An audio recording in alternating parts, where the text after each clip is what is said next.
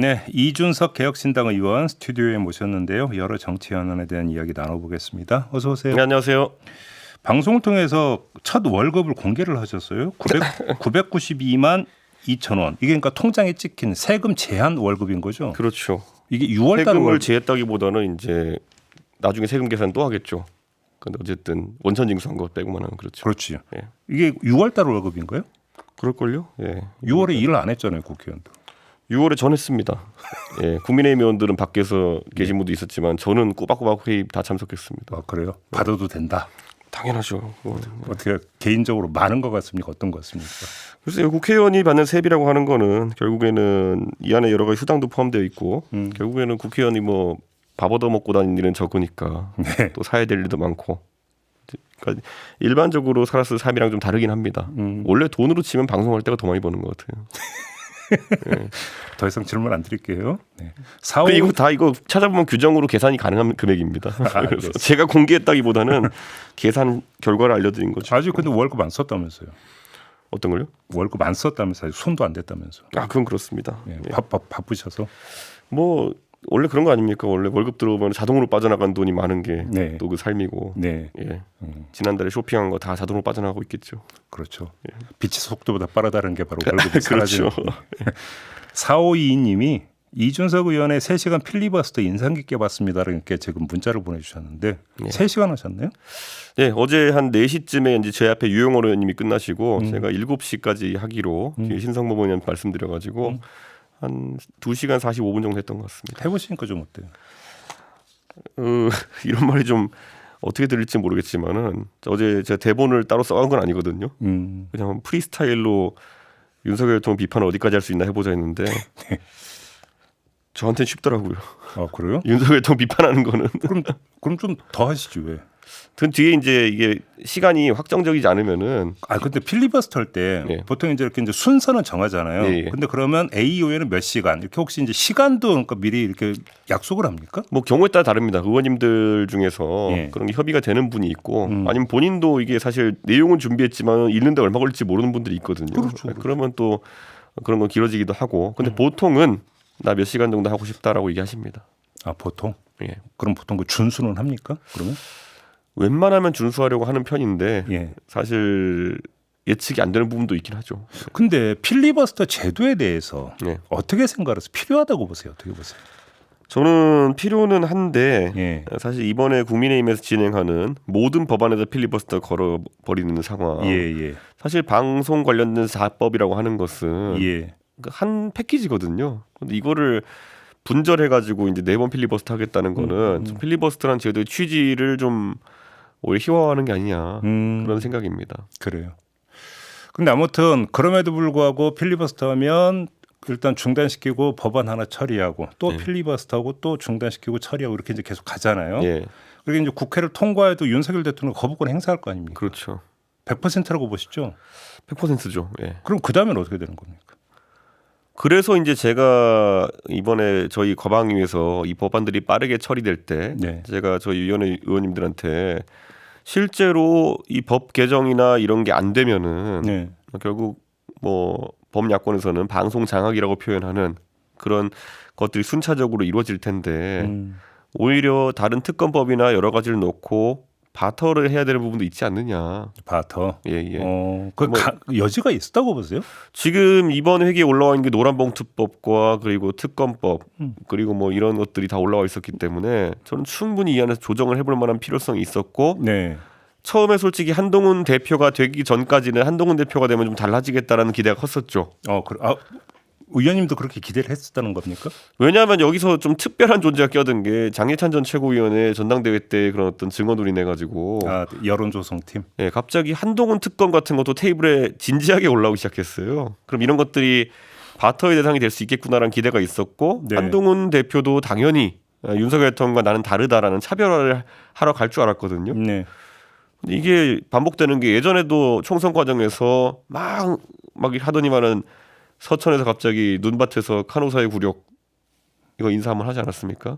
지금도 보면은 대통령과 진지하게 각을 세울 생각이 저는 한동훈 대표가 아직 없다라는 별로 없다. 생각을 합니다. 그래요.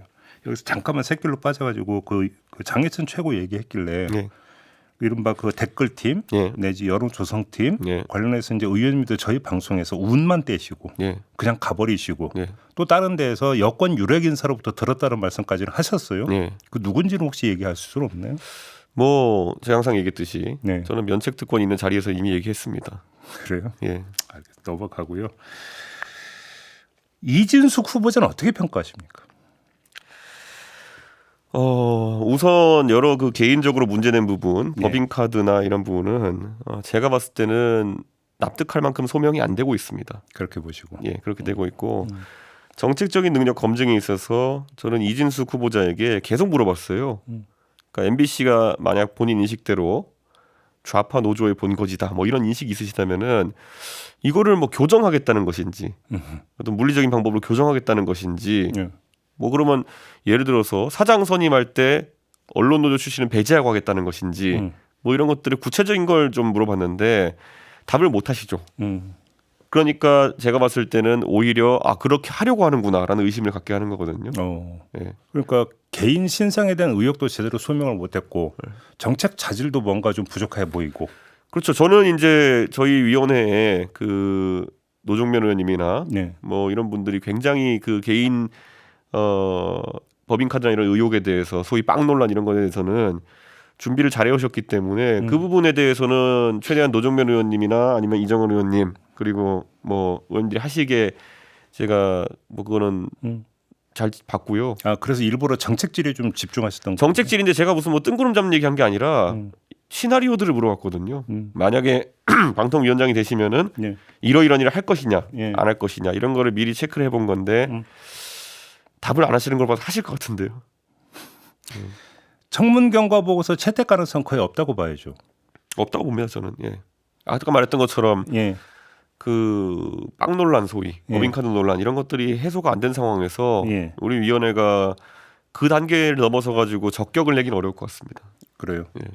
지금 보도는 벌써 어떻게 나오냐면 내일 예. 30일에 윤석열 대통령이 이진숙 위원장 후보자하고 부위원장 뭐 김태교 전 검사 이야기가 많이 나오는데 두 사람은 동시에 임명장을 줄 수도 있다. 지금 이런 보도가 나오고 있던데 절차상 지금 청문 경과는 그 기일은 다 끝났다고 보면 되는 거예요. 예, 그렇습니다. 오늘로 끝납니까? 근데 저희가 오늘 또 지난주 토요일 날 예.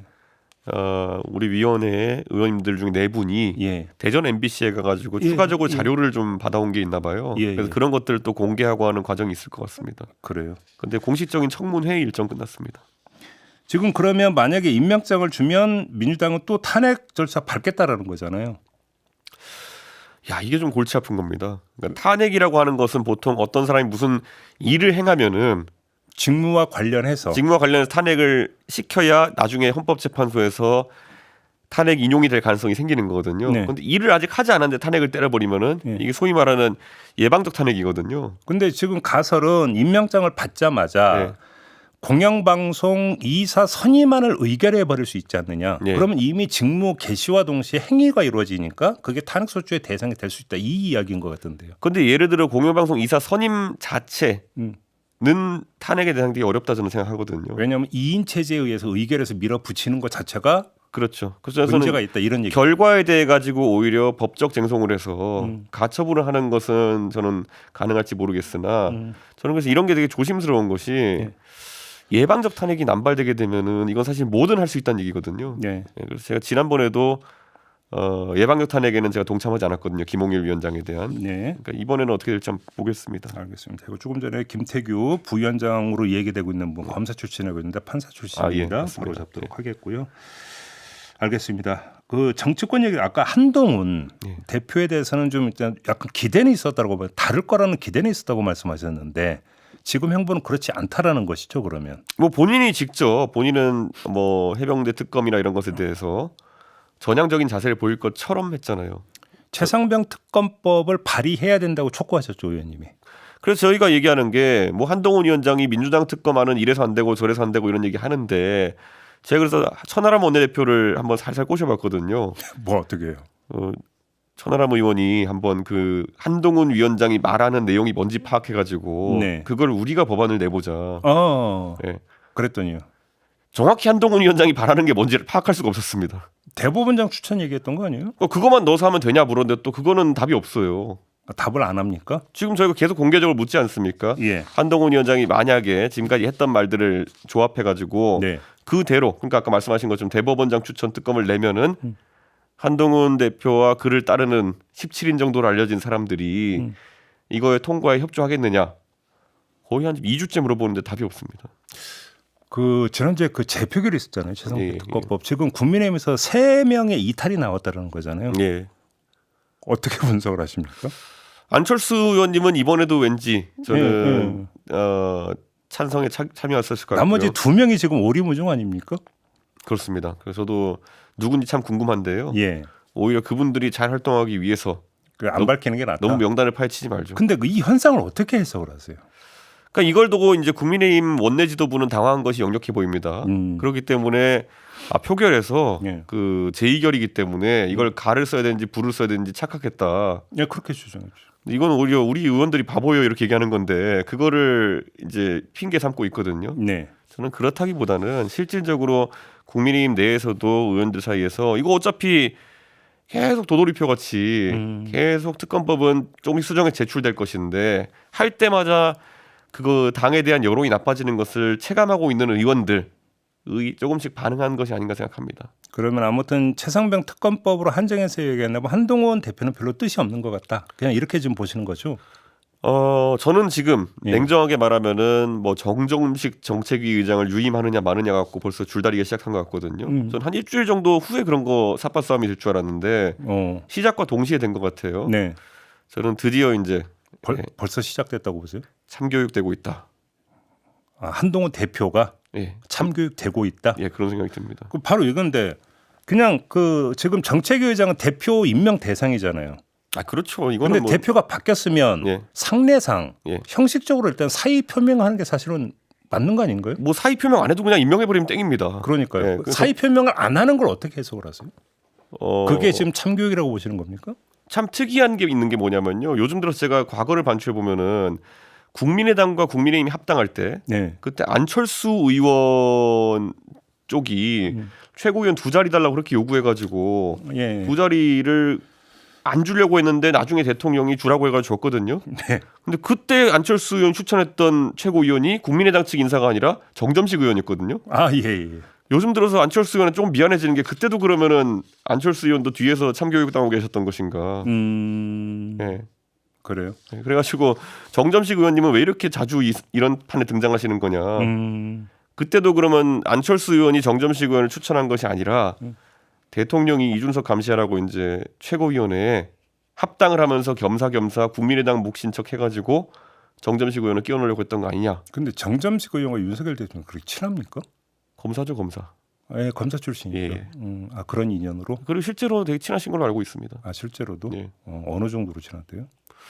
이런 것들로 보면 알겠죠. 예, 그래요? 계속 중요한 시점에 인사를 하는 걸 보면은. 근데 지금 국민의힘 최고위원회의가 지금 9명으로 구성이 되잖아요. 예. 그래서 정점식 의장이 어떻게 되느냐에 따라서 한동훈 세력이 이른바 과반이 되느냐 안 되느냐가 갈린다고 하던데 그게 그렇게 중요합니까? 그렇게 중요하다기보다는 저는 한동훈 대표가 이걸로 필요 이상의 시간 끌 필요 없다. 그냥 임명해 버려라. 그냥 임명해 버리고 예. 그 조항이 원내대표와 협의하라고 돼 있을 텐데요. 네. 그거는 정책에 대해서 능력이 없는 사람을 임명할 것에 대비해 가지고 예. 상의를 좀 해보라는 거지. 음. 뭐 이게 대표 임명권을 사실상 원내대표가 비토할 수 있다 이런 정도는 아닙니다. 그렇기 장해찬 전 최고는 이게 이제 그 과거에 이제 국민의힘 원내대표 러닝메이트였잖아요. 네. 원내대표의 소관인 것처럼 그 주장을 하던데 이건 어떻게 평가를 하세요? 오히려 예전에 이제 지명직 최고위원이 2명이던 시절이 있었습니다. 지금 1명으로 줄었거든요. 네. 그러니까 대표의 지명직 몫으로 보는 것이 오히려 맞죠. 오히려. 예. 그러면 하여간 지금 이 국면은 한동훈 대표에 대한 참교육 시간이다 이런 말씀이신가요? 그냥 계속 그럴 것 같은데요. 계속? 예.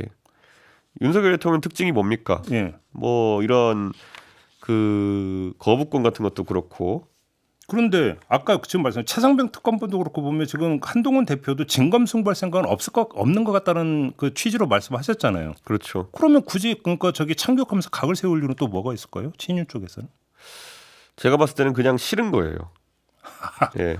뭐 노선 이런 문제가 아니라 이런 건 저희가 더 이상 이제 방송에서 전파낭비할 필요 없는 게 예. 대선과 지선을 이긴 당 대표를 쫓아낼 뭐가 있느냐? 그냥 싫은 거예요. 아 그냥 심정적으로 싫은 거다. 예. 한동훈 대표는 버틸 수 있을 거라고 보십니까? 버티죠. 지금은 대통령이 이러저러한 자잘한 권한, 아까 말했듯이 거부권을 이렇게 쓰는 것도 참 특이한 행태인데요. 예. 지금 아까 말했듯이 정책의장 안 빼고 목리 부리는 거 이런 것도 참 특이하게 초반 기싸움하는 거거든요. 보내드리기 전에 한 1분 남았는데 그 윤석열 대통령과 함께할 때 주로 이제 후보 시절이었겠죠. 네, 네. 방송관이 어떻던가요? 그때 이제 언론중재법 관련해 가지고 네. 얘기 나올 때 그때 윤석열차라고 저희가 기차 만들어서 거기서 브리핑룸이 있어가지고 기자들이 다리 올리고 했을 때. 네, 근데 그 옆칸에서 이제 질문하고 이랬었거든요. 그때 마침 질문한 기자가 MBC 신수아 기자로 기억하는데 언론중재법 어떻게 하냐 그랬는데 그때 당론과 다르게 뭐 이건 망할 때까지 무슨 뭐 책임 물려야 된다는 취지로 말씀하셔가지고 제가 황급히 옆칸에서 달려나가가지고 김병민 최고위원 그 당시 선 제끼고 가가지고 아 이거는 후보가 좀 말씀을 잘못하신 것 같다 이렇게 정정했던 기억이 있거든요. 증벌적 사고가 강하다 이렇게 보면 되는 거겠네요. 그때 뭐 김건희 여사에 대한 오보가 많았다 이렇게 주장하시면서 언론은 좀 약간 이런 거 책임져야 된다 이런 취지로 하셨던 걸로 봐서 규제 일변도다 이렇게 봅니다. 알겠습니다. 마무리하죠. 고맙습니다, 예, 의원님. 감사합니다. 이준석 개혁신당 의원과 함께했습니다.